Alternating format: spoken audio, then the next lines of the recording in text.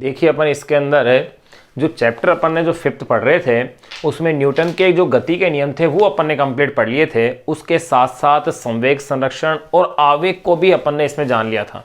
अब इन पर आधारित जो अपने पाठ्य पुस्तक में जो एग्जाम्पल्स दिए हुए हैं उन एग्जाम्पल्स को अपन अब डिस्कस करते हैं इस लेक्चर में। फिर उस एग्जाम्पल के बाद नेक्स्ट आगे का जो है टॉपिक वो अपन पढ़ेंगे और अनसॉल्व्ड क्वेश्चन फिर अपन एक साथ इसमें सॉल्व करेंगे। देखिएगा सबसे पहले अपन बात करेंगे एग्जाम्पल नंबर 5.1। ये क्वेश्चन क्या कह रहा है देखिएगा। थ्योरेटिकल क्वेश्चन है लेकिन कॉन्सेप्ट बेस्ड क्वेश्चन है। किस तरह का है, कैसे क्या क्या वैल्यूज हैं उनको अपन अब समझेंगे। देखिए क्वेश्चन क्या कह रहे हैं कि कोई अंतरिक्ष यात्री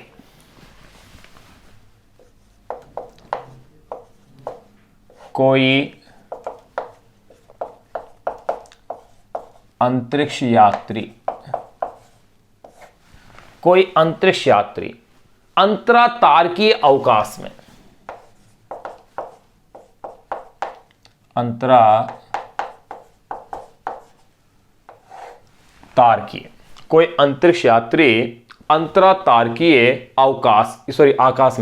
कोई अंतरिक्ष यात्री अंतरातारकीय आकाश में 100 मीटर प्रति सेकंड स्क्वायर अंतरातारकीय आकाश में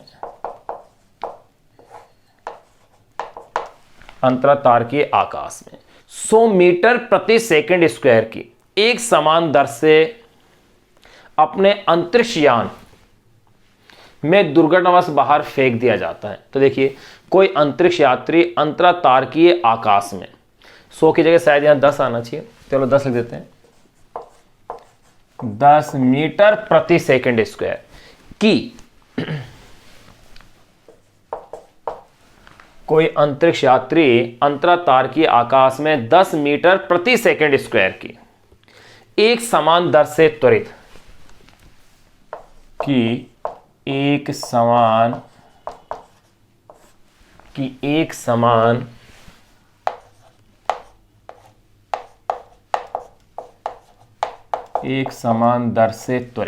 कोई अंतरिक्ष यात्री अंतरातारकीय आकाश में 10 मीटर प्रति सेकंड स्क्वायर की एक समान दर से त्वरित अपने अंतरिक्ष यान से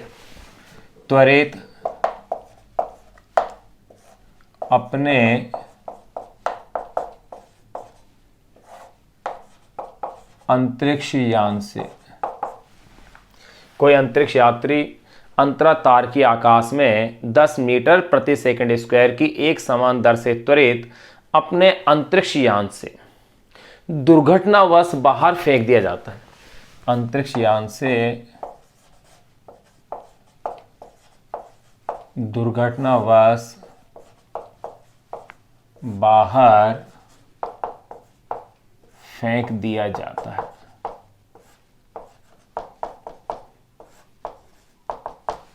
दुर्घटनावश बाहर फेंक दिया जाता है कोई अंतरिक्ष यान से। अब देखिएगा जिस क्षण अंतरिक्ष यात्री अंतरिक्ष यान से बाहर आता है, जिस क्षण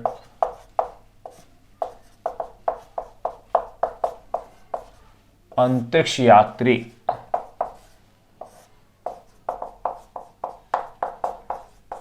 अंतरिक्ष यान से बाहर आता है,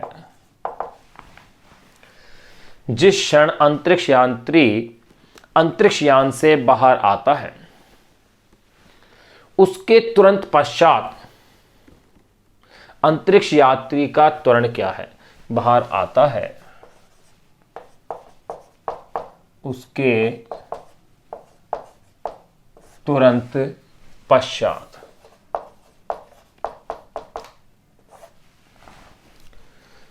जिस क्षण अंतरिक्ष यात्री अंतरिक्ष यान से बाहर आता है उसके तुरंत पश्चात अंतरिक्ष यात्री का त्वरण क्या है, तुरंत पश्चात अंतरिक्ष यात्री का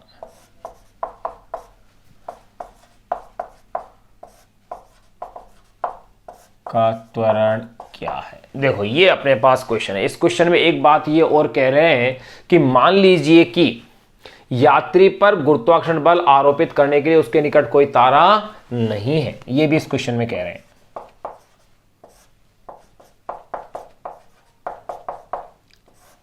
मान लीजिए कि अंतरिक्ष यात्री पर, ये भी कह रहे हैं साथ में, मान लीजिए कि अंतरिक्ष यात्री पर गुरुत्वाकर्षण बल, मान लीजिए कि अंतरिक्ष यात्री पर गुरुत्वाकर्षण बल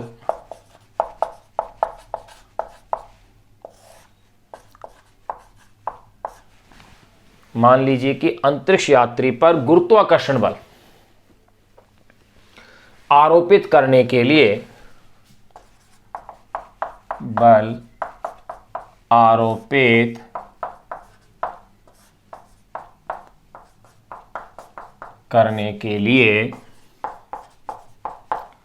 उसके निकट गुरुत्वाकर्षण बल आरोपित करने के लिए उसके निकट कोई तारा नहीं है, उसके निकट कोई तारा नहीं है, यानी कि कोई भी स्टार नहीं है। ये इस क्वेश्चन में कह दिया है। अब देखिएगा इस क्वेश्चन को अपन सोल्व करें, यूं कह सकते हैं, इसका अपन उत्तर दें। तो इस क्वेश्चन में इन्होंने क्या कहा है कि कोई अंतरिक्ष यात्री है जो कि अंतरिक्ष यान से दुर्घटनावश क्या आ गया है, बाहर आ गया है, और यह कह रहे हैं कि जिस क्षण वो बाहर निकला है उस क्षण गुरुत्वीय त्वरण क्या होगा उसका, ये इसमें पूछा जा रहा है क्वेश्चन के अंदर। एक सामान्य सा क्वेश्चन है, थ्योरेटिकल लॉजिकल क्वेश्चन है कि उसका त्वरण क्या होगा। साथ में ये भी कह रहे हैं कि उसके आसपास कोई तारा नहीं है जो कि उसके ऊपर गुरुत्वाकर्षण बल लगा है। तो अपन इसमें आंसर देंगे कि अंतरिक्ष यात्री अगर दुर्घटनावश अगर उस अंतरिक्ष यान से बाहर आया है तो उसका जो त्वरण होगा वो शून्य होगा। क्यों शून्य होगा? देखो, पहला कारण तो ये होगा कि उसके आसपास कोई तारा नहीं है, ये तो मैंने कहा, क्योंकि उसके आसपास कोई तारा नहीं है। दूसरा, अपन ये कह सकते हैं कि जिस क्षण वो यान से बाहर आता है उस क्षण उस पर कोई भी बाह्य बल कार्यरत नहीं है, इसके कारण। दूसरा, अंतरिक्ष यान जो है वो इतना बड़ा नहीं है कि वो अपना खुद का गुरुत्वीय त्वरण उत्पन्न कर सके, इसलिए उस पर जो त्वरण होगा वो कैसा होगा? शून्य होगा। तो देखिए इसमें उत्तर में अपन क्या लिखेंगे, इसका उत्तर लिखेंगे अंतरिक्ष यात्री का त्वरण शून्य होगा। अंतरिक्ष यात्री का त्वरण शून्य होगा। क्यों होगा वो देखिए, क्योंकि दो कारण अपन इसके लिखेंगे। नंबर फर्स्ट, पहला कारण तो क्या है जिसके कारण उसका गुरुत्व त्वरण शून्य होगा? देखिए, पहला तो अपन ये लिख सकते हैं कि जिस क्षण यात्री यान से बाहर आता है उस क्षण उस पर कोई बाह्य बल कार्यरत नहीं है। जिस क्षण यात्री यान से बाहर आता है उस क्षण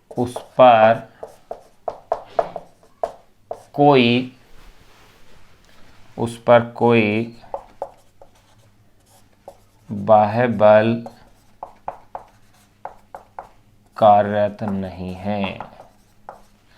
क्यों नहीं कार्यरत है? क्योंकि इसका भी अपने इसने दिया था कि गुरुत्वाकर्षण बल आरोपित करने के लिए उसके निकट कोई तारा ही नहीं है, बाहर आता है उस क्षण उस पर कोई बाह्य बल कार्यरत नहीं है, उस क्षण उस पर कोई बाह्य बल कार्यरत नहीं है।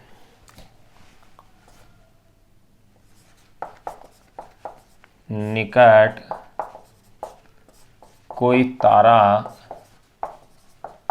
न होने के कारण। फिर देखो सेकंड जो रीजन अपन क्या दे सकते हैं कि अंतरिक्ष यान के छोटा होने के कारण यात्री पर लग रहा गुरुत्वाकर्षण बल कैसा होगा? नगण्य होगा। अंतरिक्ष यान के छोटा होने के कारण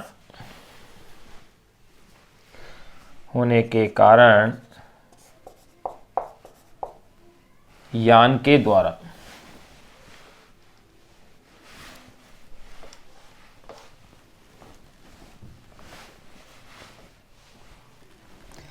अंतरिक्ष यान के छोटा होने के कारण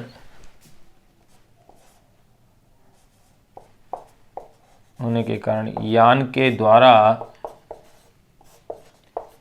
यात्री पर कोई गुरुत्वाकर्षण बल या यूं कह सकते हैं अंतरिक्ष यान के छोटा होने के कारण यान के द्वारा यात्री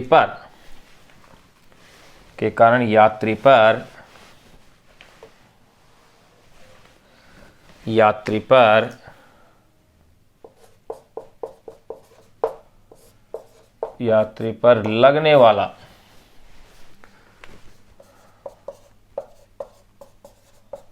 गुरुत्वाकर्षण बल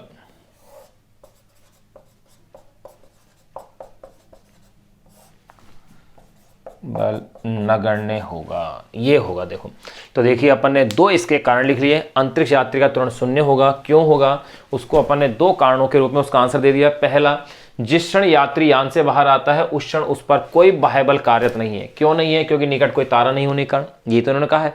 दूसरा, अंतरिक्ष यान के छोटा होने के कारण यान के द्वारा यात्री पर लगने वाला गुरुत्वाकर्षण बल भी कैसा होगा? नगण्य होगा।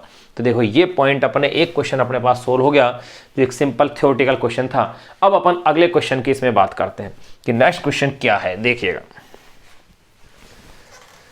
ये था एग्जाम्पल नंबर 5.1। अब अपन पढ़ेंगे एग्जाम्पल नंबर 5.2।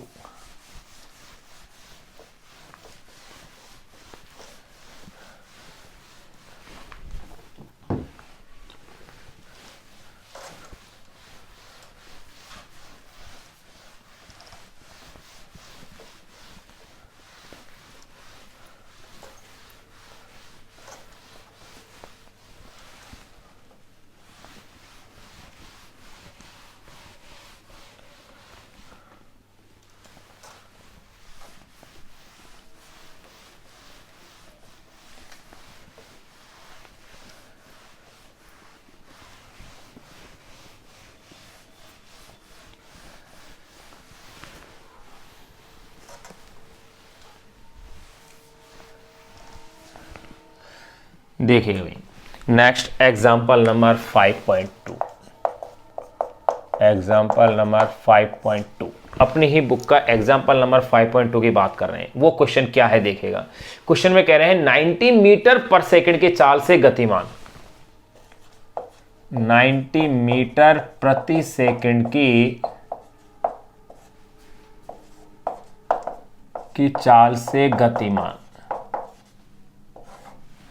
90 मीटर प्रति सेकंड की चाल से गतिमान 0.04 किलोग्राम द्रव्यमान की कोई गोली 0.04 किलोग्राम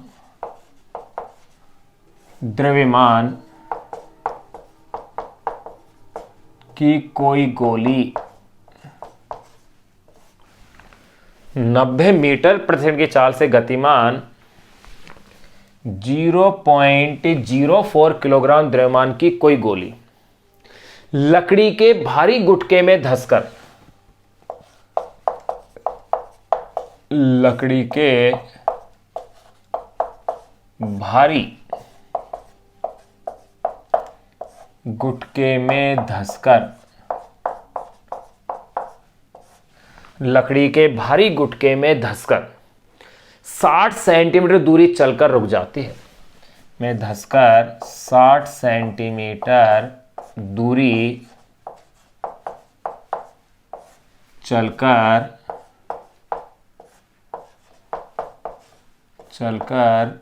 रुक जाती है। लकड़ी के भारी गुटके में धंसकर 60 सेंटीमीटर दूरी चलकर क्या होती है? वो रुक जाती है। गुटके द्वारा गोली पर लगने वाला औसत अवरोधी बल क्या है?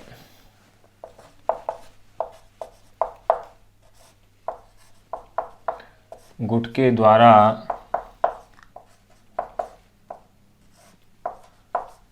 गोली पर लगने वाला, गुटके द्वारा गोली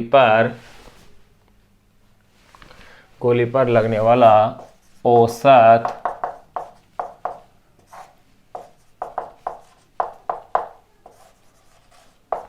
अवरोधी बल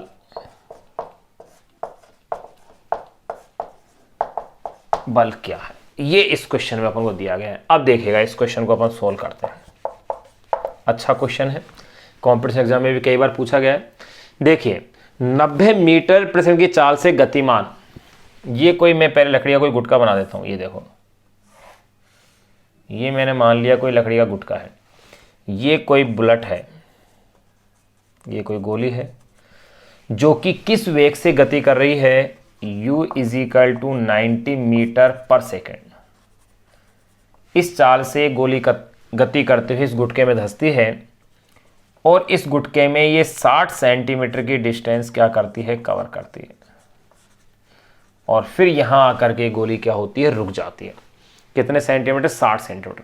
और इस गोली का जो द्रव्यमान दिया हुआ है वो है 0.04 किलोग्राम दिया हुआ है।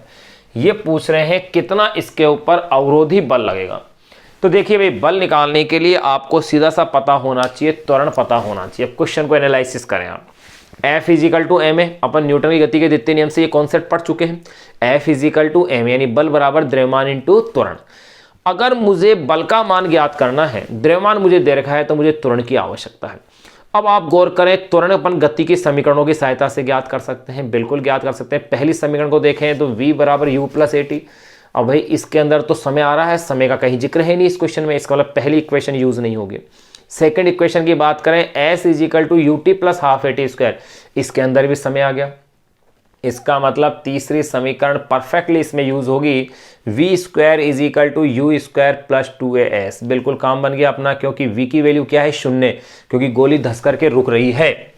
तो आप यूं कह सकते हैं v = क्या है, 0, भाई 0 है अंतिम वेग। तो फिर u आपको दे रखा है 90 मीटर पर सेकंड स्क्वायर, सॉरी 90 मीटर पर सेकंड। s आपको दे दिया है कितना है, 60 सेंटीमीटर है। ये लो, फिर आपको क्या निकालना है, a ही तो निकालना है। तो पहले अपन a ज्ञात कर लेते हैं। देखो तो यहां अपने पास, अब अपन बात करेंगे इसमें गति की तृतीय समीकरण से। देखो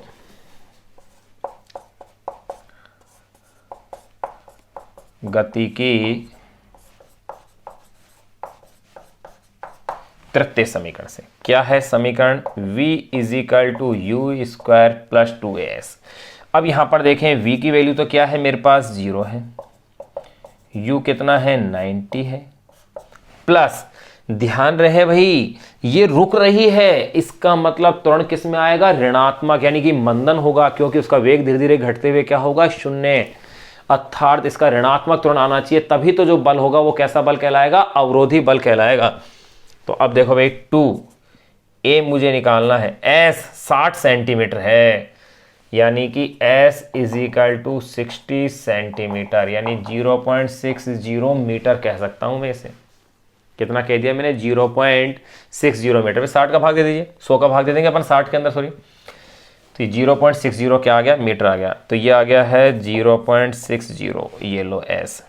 अब मुझे कैलकुलेट करना है इसके अंदर a। तो देखो भाई 2 × 0.6 यानी कि 1.2 a =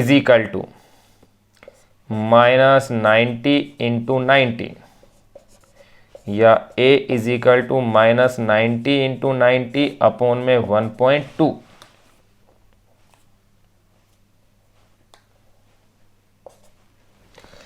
अब इससे आगे के हिस्से को भी मैं यहां सोल्व करता हूं। तो a = हो गया -90 × 90 अपॉन में 2 × 0.60। अब इसे अपन सोल्व करते हैं तो ये वैल्यू आएगी 6750 मीटर पर सेकेंड स्क्वायर, यानी कि इतना अपने पास क्या आ रहा है, त्वरण। 9 9 81 1.2, बिल्कुल 6750 मीटर पर सेकेंड स्क्वायर मेरे पास क्या आ गया, त्वरण आ गया।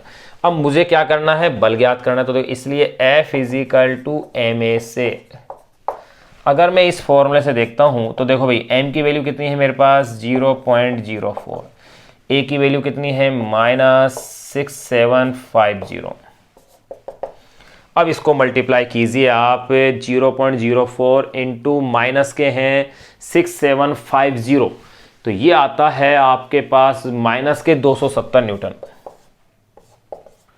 -270 न्यूटन। ये तो बल आ गया। पूछा इन्होंने क्या है, लगने वाला औसत अवरोधी बल। तो देखो अतः अवरोधी बल इजिकल टू 270 न्यूटन, ये आंसर आ गया। क्योंकि अवरोधी शब्द में ऋणात्मक अपने आप ही शामिल हो गया। जैसे मैं कहता हूं कि ऋणात्मक त्वरण मेरे पास 20 मीटर प्रति सेकंड स्क्वायर आ रहा है माइनस में, तो मैं क्या कह दूंगा कि 20 मीटर प्रति सेकंड स्क्वायर क्या है, मंदन है। 20 मीटर प्रति सेकंड स्क्वायर क्या हो गया उसका, ये मंदन हो गया। तो इसका मतलब ये कि ऋणात्मक चिन्ह उस शब्द के साथ शामिल हो जाता है। तो यहां अवरोधी बल 270 न्यूटन, यानी कि 270 क्या है, माइनस में। तो एक एग्जाम्पल ये और अपन ने इसका सोल्व कर लिया। अब अपन देखते हैं एग्जाम्पल नंबर 3 इसका। वो एग्जाम्पल नंबर 3 क्या है, देखो इसे आप नोट करें एज इट ऐसे कैसे, अपनी ही बुक का क्वेश्चन है जो कि कॉम्पिटिशन एग्जाम में कई बार मेडिकल इंजीनियरिंग में पूछा जा चुका है इस टाइप का क्वेश्चन।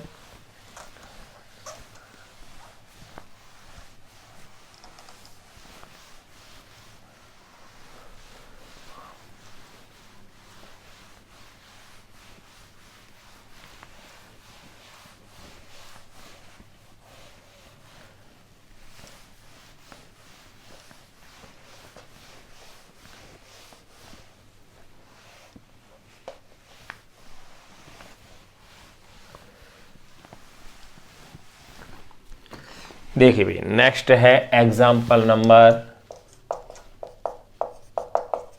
5.3, अपनी ही बुक का एग्जाम्पल नंबर है 5.3। ये क्वेश्चन क्या कह रहा है, देखो द्रव्यमान स्मॉल m के एक कण, सिंपल सा क्वेश्चन है। द्रव्यमान स्मॉल m का एक कण, द्रव्यमान स्मॉल m का एक कण का एक कण, इसमें देखो द्रव्यमान अपने दे रखा है, गति की इसमें देंगे द्वितीय समीकरण को। द्रव्यमान स्मॉल m का एक कण, या यूं कह सकते हैं द्रव्यमान स्मॉल m के एक, द्रव्यमान स्मॉल m के एक कण की गति, द्रव्यमान स्मॉल m के एक कण की गति, यूं अपन कह सकते हैं कि द्रव्यमान स्मॉल m के एक कण की गति, एक कण की गति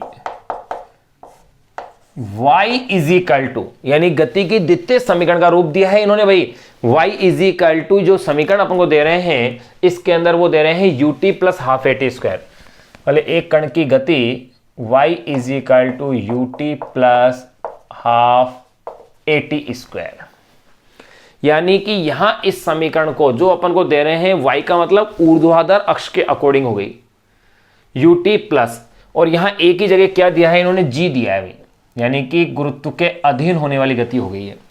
द्रव्यमान स्मॉल m के एक कण की गति u is equal to y is equal to ut plus half g t square, y is equal to ut plus half g t square से वर्णित है।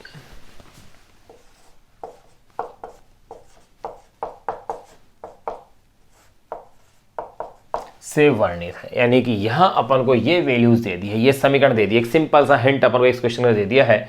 उस कण पर लगने वाले बल को ज्ञात कीजिए।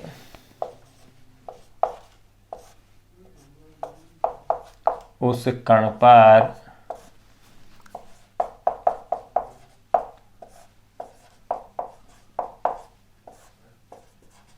लगने वाले बल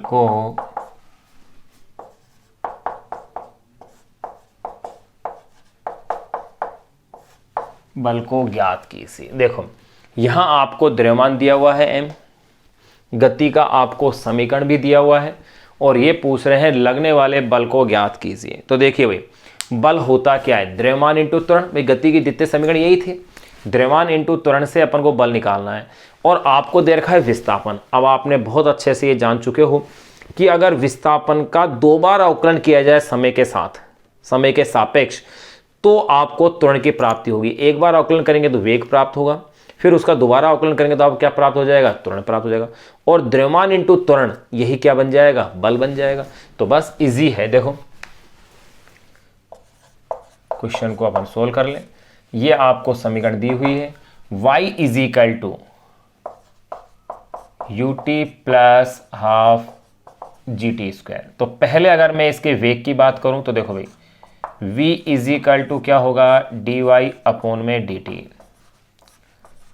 t के रेफरेंस में अवकलन कर दीजिए ut plus half gt square का। तो देखो भाई ut t के सापेक्ष है, तो ये क्या बच गया भाई, मेरे पास u बच गया, t का तो 0 हो जाए, ये t का तो 1 हो जाएगा, प्लस फिर अपन इस भाग का अवकलन करेंगे तो देखो क्या बच जाएगा, ये हाफ जी टी स्क्वायर है, तो हाफ जी तो कांस्टेंट रह गया, टी का स्क्वायर का हो गया 2t, 2 से 2 कट गया, तो ये रह गया है मेरे पास gt। ये लो, गति की पहली समीकरण भी आ गई। कितना इजी मैटर हो गया, यानी कि द्वितीय समीकरण से प्रथम समीकरण को भी निकाल सकते हैं अपन, अगर t के सापेक्ष आप उसका क्या कर दें, अवकलन कर दें, यानी गति के समीकरण आपस में परिवर्तित की जा सकती है। अब देखिएगा, अब मुझे निकालना है त्वरण, तो a इज इक्वल टू क्या होता है, dv अपॉन में dt। ये लो, इसका अवकलन कर दीजिए u प्लस जी टी का, t के सापेक्ष अवकलन कर रहे हैं तो u अकेले का तो 0 हो गया, t का 1 हो गया, तो a इज इक्वल टू क्या आ गया, g आ गया। पूछा क्या है, बल। तो अब देखो, चूंकि F is equal to m a, इसलिए F is equal to m, तो m है, a की जगह क्या ले देंगे आप, g। ये लो, तो गुरुत्व के अधीन जब गति होती है तो लगने वाला बल क्या होता है, mg, जिसे अपन भार भी कहते हैं, यानी F इज इक्वल टू क्या आ गई मेरे पास इक्वेशन में, mg। ये लो, बड़ा सिंपल और एक अच्छा क्वेश्चन था जो अपन ने सोल्व कर लिया। अब अपन बात करेंगे एग्जाम्पल नंबर 5.4 की, कि एग्जाम्पल नंबर 5.4 क्या है और किस बात को या किस राशि को ये शो कर रहा है, उसको अपन अब जानते हैं।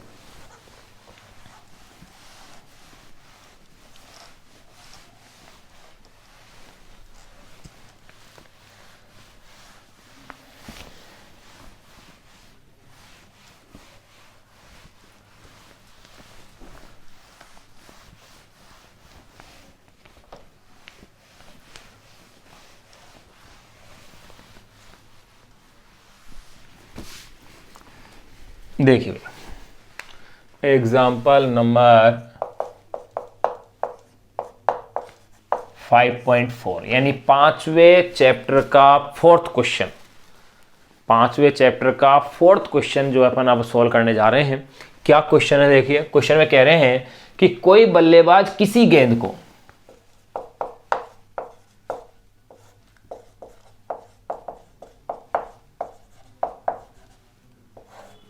कोई बल्लेबाज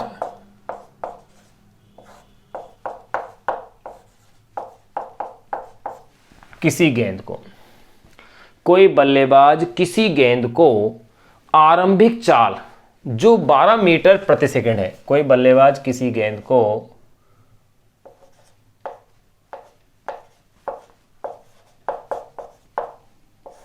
कोई बल्लेबाज किसी गेंद को आरंभिक चाल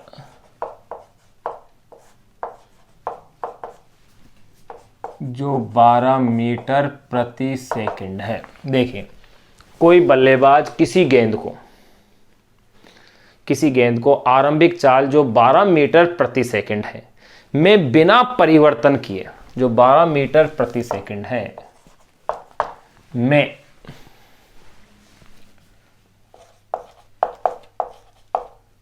में बिना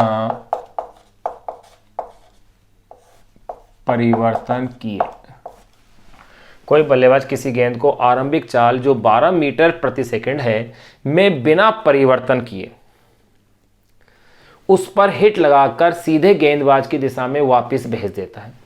बिना परिवर्तन किए उस पर हिट लगाकर, परिवर्तन किए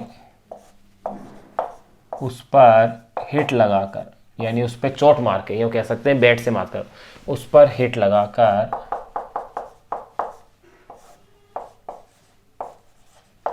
सीधे बल्लेबाज की सीधे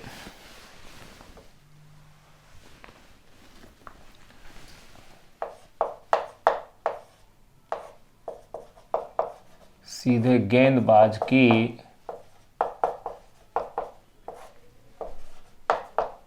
दिशा में भेज देता है।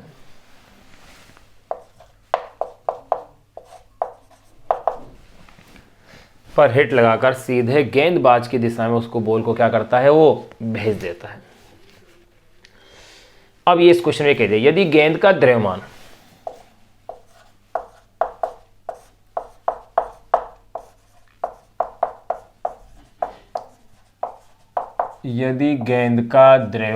ये आपको दिया हुआ है 0.15 किलोग्राम।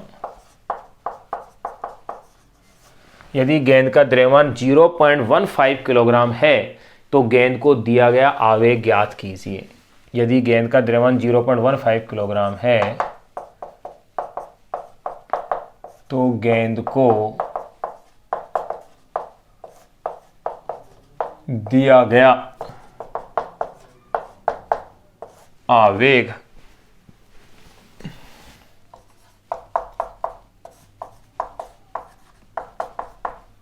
ज्ञात कीजिए। देखिए भाई, ये इस क्वेश्चन में आपको दिया है तो गेंद को दिया गया, क्या पूछ रहे हैं, ये आवेग पूछ रहे हैं, कितना आवेग गेंद को दिया गया है। अब देखिएगा, कोई एंगल वगैरह का जिक्र इन्होंने किया नहीं है। कोई गेंदबाज किसी गेंद को आरंभिक चाल जो 12 मीटर प्रति सेकंड है में बिना परिवर्तन किए उस पर हिट लगाकर सीधे गेंदबाज की दिशा में भेज देता है। यानी कि जो आरंभिक चाल है, या यूँ कह सकते हैं जो गेंदबाज की, जो बल्लेबाज की ओर जो गेंदबाज ने गेंद फेंकी थी वो किस चाल से फेंकी थी, 12 मीटर पर सेकंड की चाल से। अगर मैं ये मान के चलूं कि उसकी जो प्रारंभिक चाल थी वो यू है, वो है 12 मीटर प्रति सेकंड है, तो भैया उसकी जो वापस जो चाल हुई बॉल से लगकर, बैट से लगकर के, वो भी 12 मीटर पर सेकंड है, लेकिन गेंदबाज की ओर। ये चाल तो किधर थी, बल्लेबाज की ओर, और ये किधर हो गई, गेंदबाज की ओर। तो ये पॉजिटिव तो ये नेगेटिव हो गया साइन। अपन इसे सदिश निरूपण से भी कर सकते हैं, लेकिन सिंपल इसी से सोल्व हो रहा है। फिर m की वैल्यू और दी गई है 0.15 किलोग्राम। पूछ क्या रहे हैं, आवेग। ध्यान रहे, आवेग यानी इंपल्स, आवेश नहीं है, ये क्या है, आवेग। तो देखिए, आवेग I आपको ज्ञात करना है। अब आवेग होता है बल इंटू समय, लेकिन बल का तो जिक्र है ही नहीं, ना समय का अपन को जिक्र दिया है। लेकिन अपन ये चीज प्रूफ कर चुके हैं कि आवेग होता क्या है, संवेग में परिवर्तन के बराबर। क्या कहा मैंने, संवेग में परिवर्तन के बराबर, नहीं कि संवेग में परिवर्तन की दर। संवेग में परिवर्तन दर तो क्या होती है, बल होती है, यानी ये संवेग में परिवर्तन के बराबर है। अगर संवेग में परिवर्तन के बराबर है तो देखो I = P2 - P1 से, यहां फिर देखो P2 का मतलब m अंतिम वेग हो गया, m प्रारंभिक वेग हो गया। ये लो, m को क्या कर लीजिए कॉमन, तो v - u। अब आपको इसके अंदर वैल्यूज क्या कर देनी है, पुट कर देनी है। तो देखो m की वैल्यू 0.15 है, v की वैल्यू है -12, फिर आ जाओ माइनस, u की वैल्यू कितनी है भाई, प्लस में 12 है। I = 0.15 -12, और ये भी माइनस के 12, 0.15 -12 -12 माइनस के ये हो गए हैं 24, क्योंकि 12 प्लस हो जाएंगे माइनस माइनस के। I = अब आपको ये मल्टीप्लाई करना है 24 × 0.15, ये आएगा 3.6, माइनस में -3.6 न्यूटन × सेकेंड। ये लो, ये अपने पास आ गया। यहां ये जो नेगेटिव का साइन मेरे पास आया है, ये इस बात को दर्शा रहा है कि बल्लेबाज से गेंदबाज की दिशा में होगा ये आवेग, यानी ऋणात्मक चिन्ह किस चीज को दर्शा रहा है। तो देखो मैं कह सकता हूं इस आवेग की दिशा, क्योंकि आवेग सदिश राशि है भाई, इस आवेग की दिशा बल्लेबाज से गेंदबाज की दिशा में होगी। इस आवेग की दिशा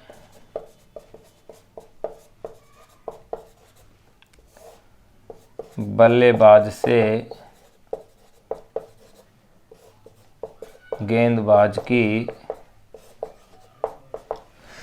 इस आवेग की दिशा बल्लेबाज से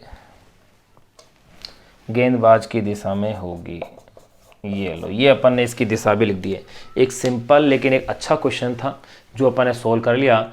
इसके बाद अपन अब नेक्स्ट देखेंगे एग्जाम्पल नंबर 5.5, जो कि एक बहुत ही अच्छा क्वेश्चन है, कॉन्सेप्चुअल है, थोड़ा सा लॉजिकल भी है और समझने का भी है। उस क्वेश्चन को अब अपन सोल्व करेंगे कि वो क्वेश्चन एक्चुअल में है क्या। देखो, तो ये आप एक बार इस क्वेश्चन को नोट कीजिए, फिर अपन अगले क्वेश्चन की अपन बात करते हैं। उस क्वेश्चन में दो भाग दिए हुए हैं, यानी कि दो बिलियर्ड की गेंदें, एक तो दीवार ए पर, एक तो गेंद ए है और एक गेंद क्या है, बी है, जो कि किसी दीवार पर एक गेंद तो सीधे आगे टकरा रही है, एक किसी 30 डिग्री के एंगल से आगे टकरा रही है। तो ये अपन अब उस क्वेश्चन को सोल्व करते हैं, उसके कंपोनेंट्स भी अपन समझेंगे। देखो,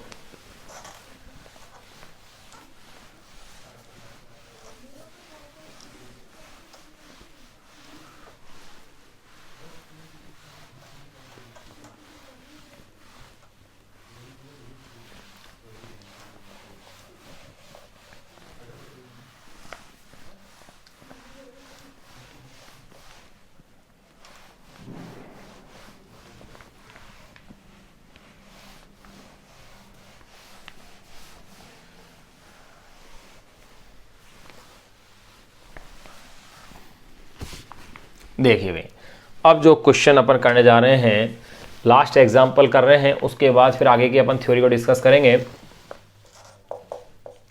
एग्जाम्पल नंबर 5.5 पांचवें चैप्टर का पांचवा एग्जाम्पल है। क्या क्वेश्चन है, पहले अपन उस क्वेश्चन को नोट करें, फिर उसके बाद फिर अपन उसे सोल्व करेंगे। देखिएगा भाई, क्वेश्चन में क्या कह रहे हैं, दो सर्वसम बिलियर्ड की गेंद, यानी कि दो एक जैसी,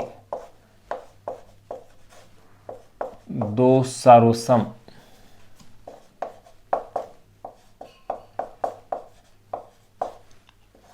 बिलियर्ड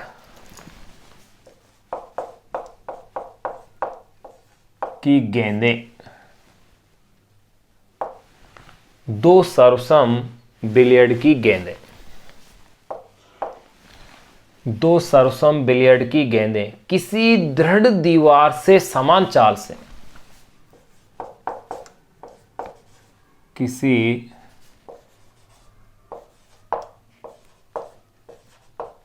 दृढ़ दीवार से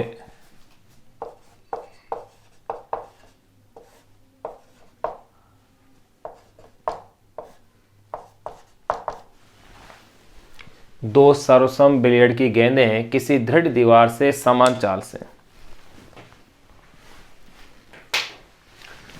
बिलियर्ड की गेंदें किसी दृढ़ दीवार से समान चाल से,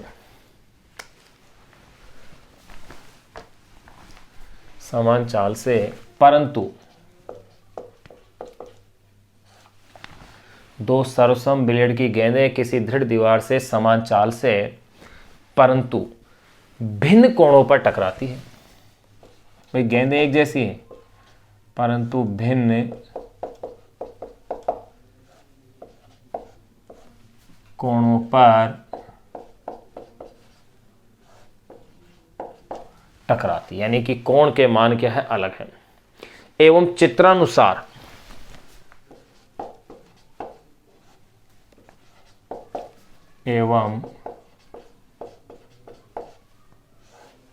चित्रानुसार, यानी कि चित्र बनेगा, भिन्न कोणों पर टकराती है, एवं चित्रानुसार बिना क्षय हुए परावर्तित हो जाती है। एवं चित्रानुसार बिना क्षय हुए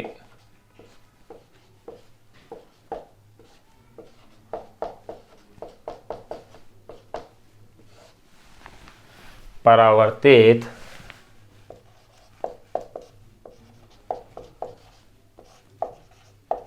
हो जाती है। एवं चित्रानुसार बिना क्षय हुए क्या होती है, ये परावर्तित हो जाती है। अब देखिए भाई, अब चित्र में आपको किस तरह से है, ये देखो भाई, क्वेश्चन के चित्र बना रहा हूं मैं, फिर सॉल्यूशन के अपने अलग चित्र बना देंगे अपन। यहाँ इस तरह से दृढ़ दीवार दी हुई है, यहाँ एक बिलियर्ड की गेंद ये रही, ये गेंद यूं यू चाल से आ रही है और यू से ही क्या हो रही है, ये रिटर्न आ रही है। ये इस तरह से दिया हुआ है। ये तो आपको गेंद ए के लिए दिया हुआ है और इस तरह से ये डायरेक्शन बनाई हुई है एक्स और ये वाई के रूप में। दूसरी गेंद के लिए यूँ कह रहे हैं ये कोई दृढ़ आधार है, उस दृढ़ आधार पर ये गेंद यू चाल से यूं आ रही है और ये यू चाल से क्या हो रही है, रिटर्न बैक हो रही है, इस तरह से। यहाँ ये जो एंगल दिया हुआ है ये 30 डिग्री है और ये जो एंगल है ये भी आपको कितना दिया हुआ है भाई, इसमें 30 डिग्री दिया हुआ है। ये अपने पास चित्र में दे रखे हैं भाई, है ना।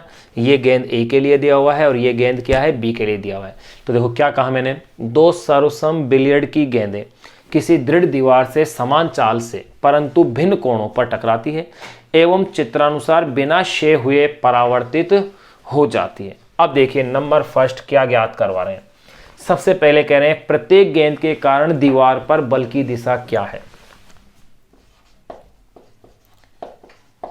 प्रत्येक गेंद के कारण दीवार पर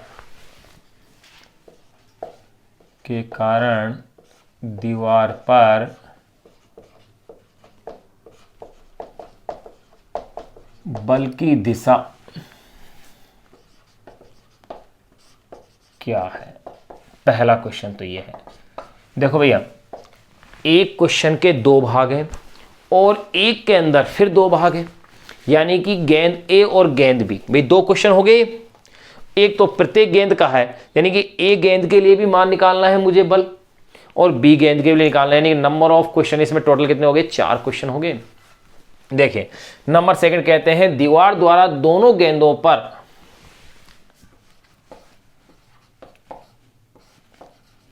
दीवार द्वारा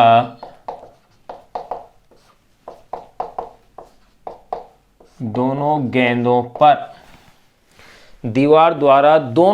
पर लगे आवेगों का अनुपात क्या है। दोनों गेंदों पर लगे आवेगों का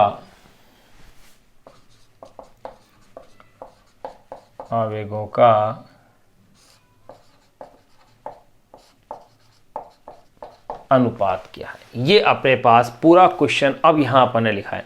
अब देखिए अब अपन इस क्वेश्चन को सॉल्व करते हैं। ये अपन ने सॉल्यूशन लिखा है। अब देखिएगा नंबर फर्स्ट, पहले अपन भाग को सॉल्व करें। पहले अपन बात करेंगे इसके अंदर गेंद ए के लिए। पहले अपन किसकी बात कर रहे हैं भाई, गेंद ए के लिए। देखो क्योंकि इसने कहा है प्रत्येक गेंद के कारण दीवार पर बल की दिशा निकालनी है, यानी कि अपन सदिश का इसमें उपयोग करें तो दिशा निकालना आपके लिए क्या होगा, बहुत ही आसान हो जाएगा। तो देखिए भाई गेंद ए के लिए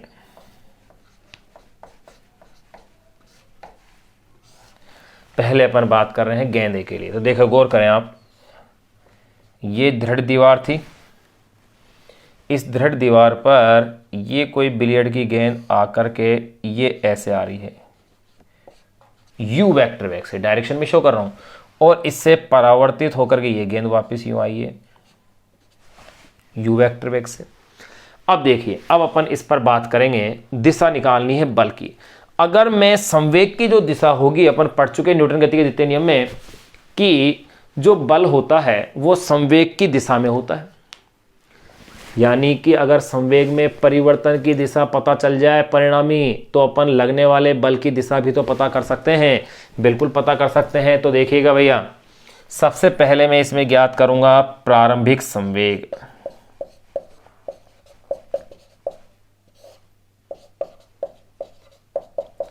प्रारंभिक संवेग मैंने मान लिया पी आई, आई का मतलब इनिशियल, यानी पी इनिशियल रखना, संवेग को मैं स्मॉल पी से ले रहा हूं। प्रारंभिक संवेग यानी कि पी इनिशियल, पी इनिशियल कितना होगा, इस डायरेक्शन में जा रहा है। तो देखो एम यू द्रव्यमान इंटू वेग क्या होता है भैया, संवेग होता है, लेकिन किस डायरेक्शन में है, प्लस एक्स में है, तो यहां क्या आ जाएगा प्लस आई कैप लिख दिया मैंने। फिर लूंगा मैं अंतिम संवेग,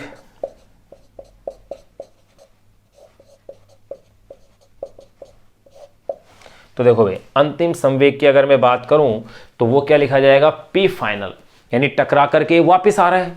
अगर टकरा करके वापस आ रहा है तो देखो भैया p final is equal to m you i cap, लेकिन आई कैप किसका आएगा, नेगेटिव या पॉजिटिव, नेगेटिव आएगा, तो आगे की तरफ क्या लग जाएगा साइन माइनस का चिन्ह अपन लगा देंगे, ये लग गया ऋणात्मक चिन्ह। तो प्रारंभिक संवेग भी आ गया और क्या आ गया मेरे पास, अंतिम संवेग भी आ गया। तो इससे मैं क्या निकाल सकता हूं भाई, संवेग में परिवर्तन। तो देखो भाई, इससे आगे का हिस्सा भाई मैं यहां सोल्व कर रहा हूं, इसलिए संवेग में परिवर्तन,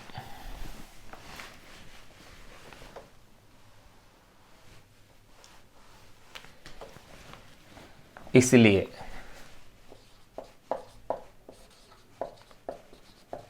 गेंद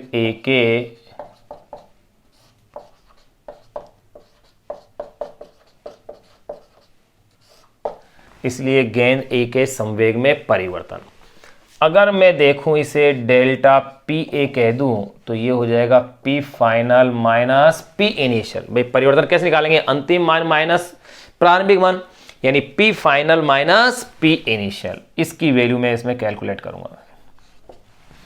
तो अब देखो भाई, पी फाइनल कितना है मेरे पास, minus M you I cap, minus P initial कितना है, एम यू आई कैफ, यानी कि delta P A is equal to, यानी कि ए गेंद के संवेग में परिवर्तन कितना हो गया, minus two m you I Kaif. भाई माइनस में डबल हो गया ना, तो minus two m you I Kaif, ये लो भाई। अब गौर करें, ये संवेग में परिवर्तन कितना है, किस ओर है, माइनस आई कैप की डायरेक्शन में आ रहा है भाई। अगर ये माइनस आई कैप की डायरेक्शन में आ रहा है, इसका मतलब बल की दिशा ऋणात्मक एक्स दिशा में है। तो इसके लिए अतः बल की दिशा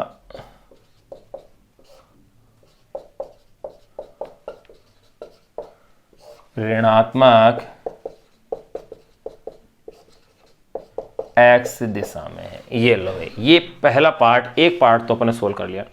अब अपन बात करेंगे गेंद बी के लिए। आप इसे एक बार नोट करें, क्योंकि इसे मैं साफ करता हूं, फिर उसके बाद फिर अपन आगे का सोल्व करेंगे। तो यहां मैंने गेंद ए के लिए अपन ने बात कर ली है। अब अपन बात करेंगे गेंद बी के लिए, कि गेंद बी के लिए भी संवेग में किस तरह से परिवर्तन आएगा, उसको अपन देखते हैं। अच्छा क्वेश्चन है जिसको अपन अब सोल्व करने जा रहे हैं। तो इसमें आपने देख लिया कि पहले वाले के अंदर तो क्या आ रही है, ऋणात्मक एक्स दिशा में होगा। दूसरी गेंद के लिए संवेग में परिवर्तन किस दिशा में आएगा, वो अगर अपन को ज्ञात हो गया तो उसके लिए भी बल पता चल जाएगा कि उसमें बल की दिशा क्या है।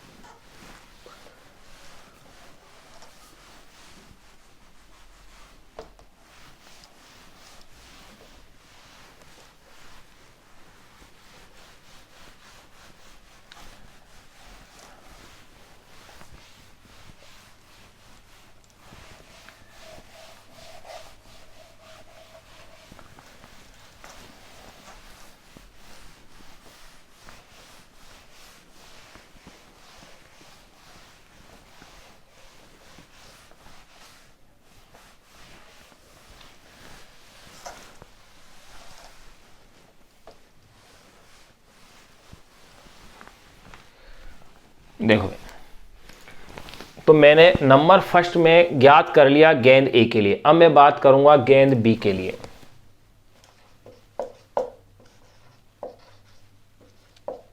गेंद बी के लिए देखो भाई, गेंद बी के लिए क्या और कैसी स्थिति थी उसको देखें आप। ये दृढ़ दीवार थी, कोई ये गेंद इस तरह से आ रही थी, ये जो गेंद इस तरह से आ रही थी यू वेक्टर वेग से थी, और यहां ये एंगल इसने जो बनाया था वो था 30 डिग्री, और 30 डिग्री एंगल से ही क्या है वो जा रही थी वापस। ये वही 30 डिग्री एंगल है, ये लो। अब आप देख रहे हैं कि यहां पर अपन क्या देखते हैं कि वेग u है वो किसी एंगल पर है, यानी तिरछा है। अगर किसी एंगल पर किसी कोण पर होता है तो इसके दो कंपोनेंट्स बनाने पड़ेंगे अपन को। बिल्कुल, अगर मैं यहां बात करूं तो देखो भाई, यहां से एक कंपोनेंट्स इसका ये 30 है तो ये एंगल भी 30 होगा, तो इस वेग u का एक कंपोनेंट्स यहां बन जाएगा और एक कंपोनेंट्स इसका ये इस डायरेक्शन में बनेगा, बिल्कुल ऐसा ही होगा। अब कंपोनेंट्स अगर ऐसा बनेगा तो देखिए भैया, थीटा के साथ ये अगर एंगल 30 है तो ये एंगल भी 30 होगा, और थीटा के साथ वाला एंगल क्या होता है, कोस होता है। तो ये वाला जो कंपोनेंट्स बनेगा मेरे पास, वो कंपोनेंट्स अगर मैं वेग की बात करता हूं तो ये हो जाएगा u कोस 30 डिग्री। और किस डायरेक्शन में होगा भाई, आई कैप में तो है ये किस में होगा, आई कैप के डायरेक्शन में होगा, लेकिन आई कैप में इधर है, यानी कि प्लस आई कैप में हो गया।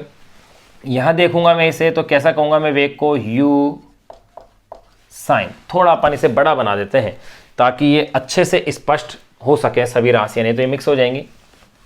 थोड़ा सा इसे मैं बड़ा बना देता हूं ताकि ये देखने में अपने लिए क्या रहे, सुविधाजनक रहे। देखो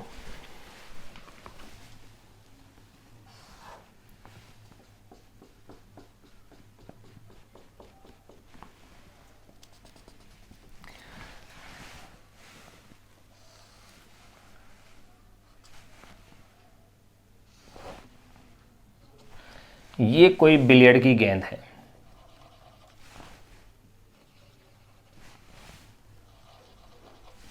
ये थोड़ा और बड़ा कर दो। अब आप देखो यहां से ये जो एंगल बनाया हुआ है वो है 30 डिग्री, और ये एंगल भी जो बनाया हुआ है वो है 30 डिग्री। अब आप देखें कि ये वेग u वेक्टर से यूं आ रही है और u वेक्टर वेग से यूं जा रही है, बिलियर्ड की गेंद, ऐसा ही कह रहे हैं। अब आप देखेंगे कि ये 30 है तो यहाँ पर वेग u के मैं दो कंपोनेंट्स बनाऊं, तो देखो एक कंपोनेंट्स तो मेरे पास यूं इस तरह से मैं बना दूंगा, एक ये जो कंपोनेंट्स बनेगा वेग u का, ये तो हो जाएगा u कोस 30 डिग्री आई कैप, प्लस आई कैप में हो गया भाई, ये तो इधर होता तो माइनस आई कैप बन जाता है, ऐसा ही तो करता मैं इसे। अब देखिएगा फिर इसमें यहां अगर मैं देखता हूं दूसरा कंपोनेंट्स तो ये हो जाएगा u साइन 30 डिग्री जे कैप, लेकिन किस में होगा, ये माइनस में होगा क्योंकि नीचे की ओर आ रहा है। फिर इसी तरह से इधर के कंपोनेंट्स भी आप देखो, इधर के कंपोनेंट्स की अगर मैं बात करता हूं तो वही इस तरह से देखो, यूं 30, ये एंगल यहां से। अगर यहां एक कंपोनेंट्स की अगर मैं बात करूं तो भैया एक कंपोनेंट्स तो ये इस डायरेक्शन में बन जाएगा, ये लो एक्स वाला कंपोनेंट्स तो मैं ऐसे बना दूंगा,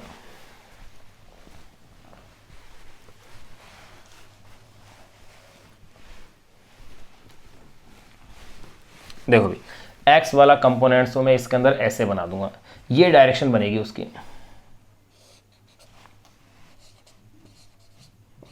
u cos 30 डिग्री। ये तो आएगा भाई किस में, आई कैप में, लेकिन माइनस में आ जाएगा। एक कंपोनेंट दूसरा अपने पास इस डायरेक्शन में बनेगा ही, साइन वाला u साइन 30 डिग्री। यहाँ डायरेक्शन अभी आई कैप जे कैप मैंने लिखा नहीं है, चलो बाद में लिख देंगे जब क्वेश्चन करेंगे। या तो मैं इस डायग्राम को ऐसे भी बना सकता हूं, मैं इसको ऐसे भी शो कर सकता हूं, देखो एक अलग तरीके से और सिंपल सा, मैं इस तरह से भी शो कर सकता हूं, देखो चाहे जैसे आप बना सकते हो, देखो ऐसे भी मैं ले सकता हूं, एक ही बात है।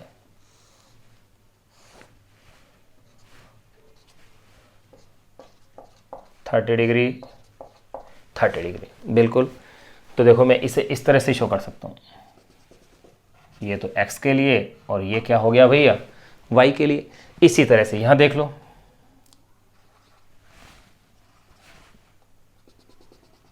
ये तो किसके लिए बना दिया मैंने, x के लिए, जो कि डायरेक्शन ये हो गई, और y के लिए क्या हो गई, ये हो गई। इस तरह से भी मैं इसे शो कर सकता हूँ।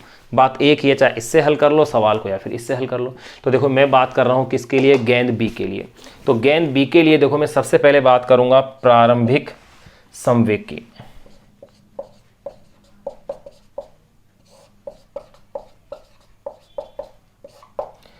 किसी भी डायग्राम की आप हेल्प ले सकते हैं, चाहे तो इसकी ले सकते हैं, चाहे आप इसकी ले सकते हैं, दोनों से सिंपल एक ही तरीके से होगा, दोनों का मतलब एक ही है। वैसे प्रारंभिक संवेग देखो मैंने मान लिया P इनिशियल, तो इसका प्रारंभिक संवेग क्या होगा बताओ। तो इसका प्रारंभिक संवेग क्या होगा, देखो x तो किस डायरेक्शन में है भाई, प्लस में है, चाहे इससे देख लो चाहे इससे देख लो। मतलब जो कंपोनेंट्स है, जो क्षैतिज वाला कंपोनेंट्स है, एक्स अक्ष वाला जो कंपोनेंट्स है वो तो किस में है, प्लस में। और संवेग होता क्या है, द्रव्यमान इंटू वेग, यानी mu cos 30 डिग्री, क्योंकि 30 डिग्री है। और क्या आएगा, आई कैप, ये लो। फिर मैं बात करूं जे वाले की, तो ये तो माइनस में नीचे है भाई, चाहे आप इस डायग्राम से देखें चाहे आप इससे देखें, ये कहाँ आ रहा है भाई, नीचे की ओर आ रहा है, यानी कि माइनस जे कैप में आ जाएगा। तो ये हो जाएगा M you sine 30 degree J cap. ये लो, ये तो हो गया प्रारंभिक संवेग। फिर अगर मैं इसी में बात करूं भाई अंतिम संवेग की, तो देखो अंतिम संवेग मैंने क्या लिखना है, अंतिम संवेग को पी एफ, यानी कि पी फाइनल। अंतिम संवेग मतलब पी फाइनल। तो देखो पी फाइनल होगा क्या, वही द्रव्यमान इंटू वेग। तो अब आप क्या देखेंगे, अब एक्स किस डायरेक्शन में आ रहा है, इधर आ रहा है। देख लो, आप इससे भी देखोगे तो भी वही सेम रिजल्ट अपन को मिलेगा, और आप इससे देख रहे हो तो भी ये रिजल्ट मिलेगा। यानी कि मैं क्या कह सकता हूं, माइनस एम यू नहीं हो गया क्या, ये बिल्कुल यही हो गया। तो पी फाइनल तो हो गया मेरे पास M U cos 30 degree I cap minus M you sine 30 degree J cap, ये आ गया है। फिर पी फाइनल की बात करूंगा तो ये आएगा minus M U cos 30 degree I cap. फिर अगर जे की बात करूँ, ये तो पहले से माइनस में, देखो यहाँ पर भी माइनस में है, और या इससे देखो तो भी माइनस में है, minus M you sine 30 degree J cap. एक चीज़ गौर करें आप, यहाँ क्या देख रहे हैं, ये वाई कंपोनेंट्स इधर भी है, इधर दोनों ही किस में आ रहे हैं, माइनस में आ रहे हैं। तो अपने पास प्रारंभिक संवेग भी ज्ञात हो गया, और क्या ज्ञात हो गया आपको इसके अंदर, अंतिम संवेग भी ज्ञात हो गया। तो अब क्या निकाल लेंगे अपन, संवेग में परिवर्तन। तो देखो, इसलिए गेंद बी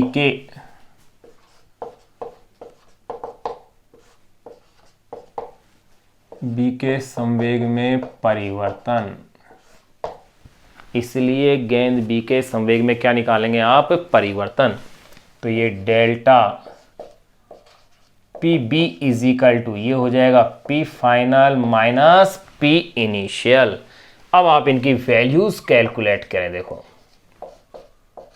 डेल्टा पी बी, सबसे पहले मैं लिखूंगा भाई इसमें पी फाइनल को। मैं भी एक बार इसको डायग्राम को मिटा देता हूं ताकि ये स्पेस हो जाए। यहाँ पे एक बार इसे नोट कर लें, क्योंकि ये डायग्राम को मैं साफ कर रहा हूँ भाई क्वेश्चन को सोल्व करने के लिए। एक को मिटा दूँ, चाहे इसको रहने देते हैं, इसको मिटा देता हूँ। यहाँ पे इसे एक बार नोट कर लें, ये लो, ताकि इधर जगह हो सके।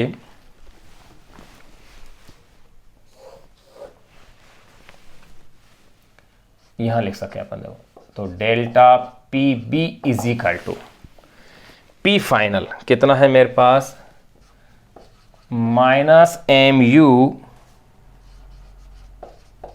कोस 30 degree I cap minus M you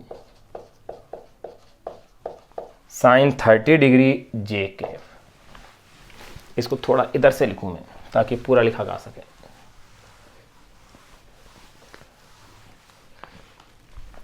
देखो यहां से लिखता हूं मैं, delta P B is equal to P final minus M U cos 30 degree I cap minus M you sine 30 degree J cap. इसमें से अब मुझे माइनस करना है ये पी इनिशियल को, जो कैसा लिखा हुआ है, M U cos 30 degree I cap minus M you sine 30 degree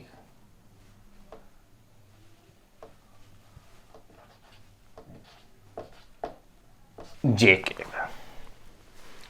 देखिएगा delta P B is equal to minus M U cos 30 degree I cap minus M you sine 30 degree J cap. Minus, बाहर minus का sign है तो अंदर क्या होंगे, चिन्ह change हो जाएंगे। तो चिन्ह चेंज होके क्या बनेंगे, देखो एम यू कोस 30 डिग्री आई कैप, और ये प्लस का हो जाएगा M you sine 30 degree J cap. गौर करें ये माइनस का है और ये क्या है, प्लस का। तो ये तो इससे क्या हो गया, पूरा कंप्लीटली कैंसिल आउट हो गया। तो अब मेरे पास क्या बचा, delta P B is equal to minus minus plus हो गया भैया, तो माइनस 2mu cos 30 डिग्री आई कैप। ये मेरे पास इसकी वैल्यूज आ गई। अब देखो cos 30 की वैल्यू अपन जानते हैं, cos 30 degree is equal to होता है √3/2। भाई जो sin 60 की वैल्यू होती है वही तो cos 30 की होती है।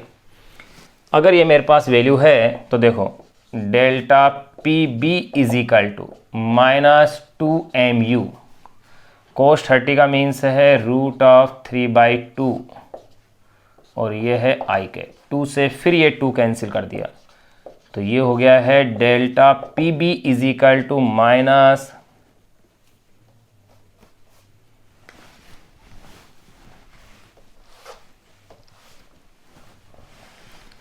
√3mu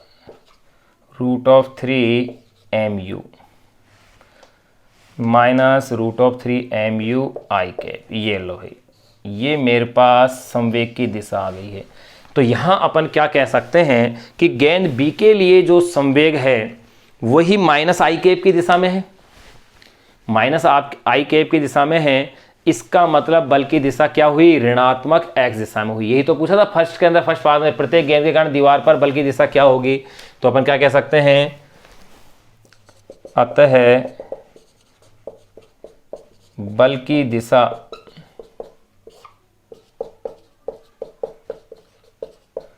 ऋणात्मक एक्स दिशा में होगी। ये लो है। अब यहां अपने पास अभी फर्स्ट पार्ट अपन ने इसका क्वेश्चन का क्या किया है, सोल्व किया है। अब अपन बात करते हैं इसके सेकंड पार्ट के। सेकंड पार्ट में ये पूछ रहे हैं इनके आवेगों का अनुपात। देखो भाई कितना सिंपल है, आवेगों का अनुपात पूछ रहे हैं, कहीं पर भी बल और समय नहीं दिया, लेकिन अपन को पता है कि आवेग है किसके बराबर, संवेग में परिवर्तन के बराबर। यानी संवेग में परिवर्तन अगर अपन ने ज्ञात कर लिया है तो आवेग ज्ञात करना अपने लिए क्या हो गया, आसान हो गया। तो फर्स्ट पार्ट इस क्वेश्चन का अपने पास सोल्व हो गया है। अब अपन बात करेंगे भाई सेकंड पार्ट की।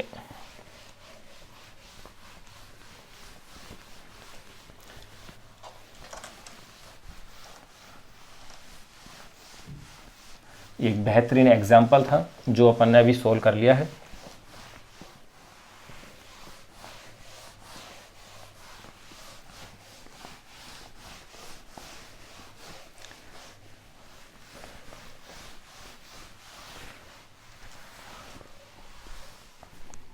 देखिए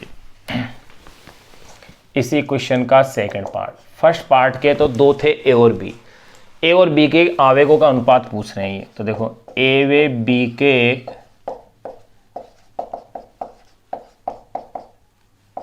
के आवेगों का अनुपात,